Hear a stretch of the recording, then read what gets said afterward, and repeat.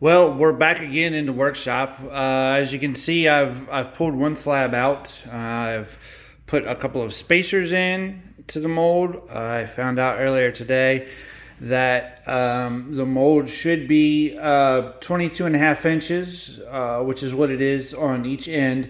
But in the middle, I was running about 22 and a quarter. So I was actually bowing in, which was causing me an issue getting the slabs in there correctly. So I cut some 22 and a half inch spacers, and we put those in up at the top. We pulled the pocket screws out and straightened it up, and then re-screwed the pocket hole screws back in to a new hole.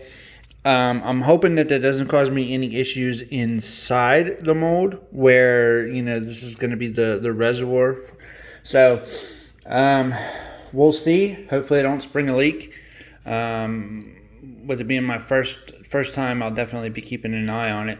But as you can see, I have my T-square on the slab, and I'm running into a little bit more of issues there. I'm learning that carpentry is fun. Yay. I say that with full sarcasm because being a new person at carpentry, my cuts aren't completely straight. So, I'm running into some issues there. It's probably a little difficult to see, but you might be able to see right here. It sort of shows up as a shadow, as a black line, but there's a little bit of extra wood there in the middle. I measured it earlier today. It was about 2 feet long and about 1/8 of an inch. So about the width of my table saw blade. So I got to figure out how to get that straightened out. I think I might just set my table saw fence to 0 and have it right next to the blade, which is possible. It's designed to do that, and I think we'll just run the slab right down the center there and see if we can't get a little bit of a better cut. I had to do some sanding, so I got a little bit of a I don't know what to call it. I guess maybe like a sanding divot there, and then a little bit here too. Just where I've had to do some other sanding and stuff like that. I think I maybe overdid it a little bit.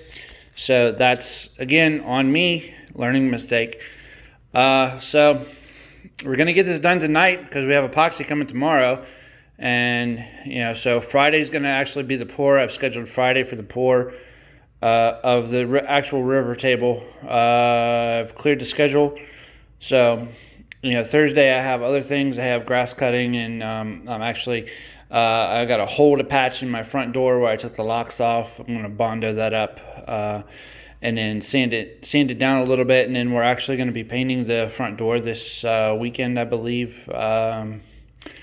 Probably Saturday I'll tackle that, depending on what goes on with the pour on Friday. It's going to be a nice. It's called. Trying to remember the name of it now.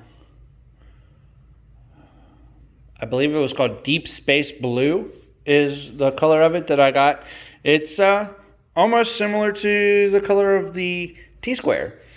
I call it TARDIS blue because that's the closest color to the TARDIS that I could find, and that's the color we're going to go with. So we've got some work to do. It's 10:15.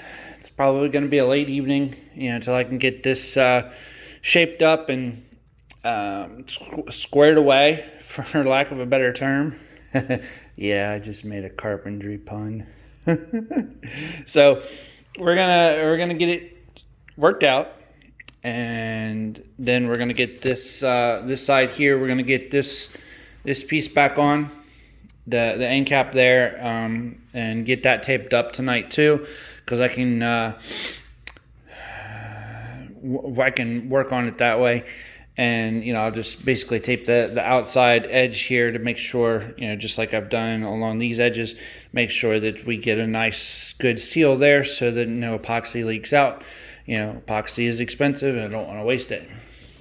So that's the update for today. Oops, sorry, I got my hands in the way because I am a jester. Love the gestures. So we're gonna give it a shot. We're not gonna let the cant hold us back.